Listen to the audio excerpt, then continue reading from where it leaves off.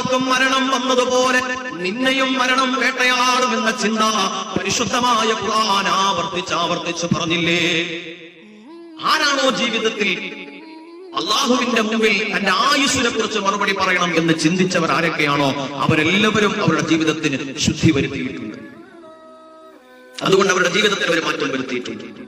ഹബീബായ നബി തങ്ങൾ പറയാണ്, അള്ളാഹ്ക്ക് ഏറ്റവും ഇഷ്ടമുള്ള കാര്യം ഏതെന്നറിയോ?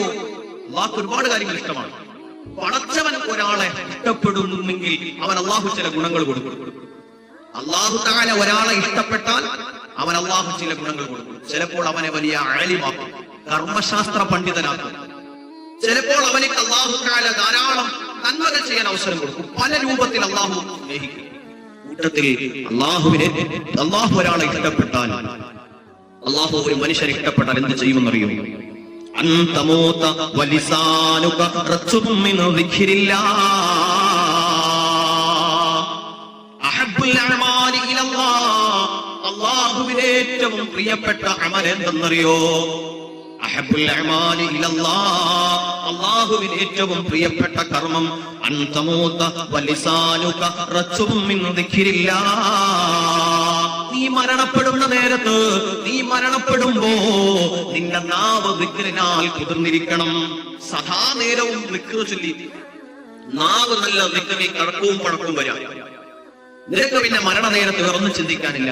ആ നേരത്ത് മരണപ്പെടണം. മരിക്കുന്ന നേരത്ത് ഒരാളുടെ നാവ് ദിക്റിൽ കുതിർന്നിരിക്കുക, അത് പടച്ചവൻ ഒരാളെ ഇഷ്ടപ്പെടുന്നു എന്നതിന്റെ അടയാളമാണ്. എത്ര മനുഷ്യരാണ് മുഅ്മിനേ, എത്ര മനുഷ്യരാണ് നല്ല മരണം കൈവരിച്ചത്. ഞാനും നിങ്ങളും കൺകുളിർക്ക കണ്ടവരാ.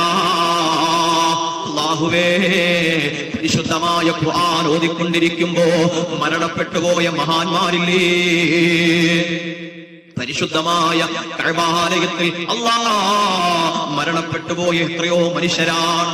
ഈ അടുത്ത സമയത്ത് അല്ലാഹുവേ, ബഹുമാനപ്പെട്ട അബ്ദുൽ ലത്തീഫ് മദനി ഉസ്താദ് കുറച്ച് ദിവസങ്ങൾ, 2 ദിവസങ്ങൾക്ക് മുമ്പ് ആ ഉസ്താദിന്റെ മരണം പ്രസവനെ എല്ലാവരും അറിഞ്ഞു. എല്ലാവരും ആ മരണത്തെ കുറിച്ച് അറിഞ്ഞു. കേട്ടവർ കരയുന്നവരുണ്ട്, കൊതിച്ചു പോയവരുണ്ട്. അല്ലാഹുവേ, ആ ഉസ്താദിന് ദർജ നീ വർദ്ധിപ്പിക്കണേ അല്ലാഹ്. അല്ലാഹു അദ്ദേഹത്തിന്റെ പരലോകം ഉന്നതമാക്കി കൊടുക്കട്ടെ. അല്ലാഹ് വുദൂഓടുകൂടി മരണപ്പെട്ടവരാണ്.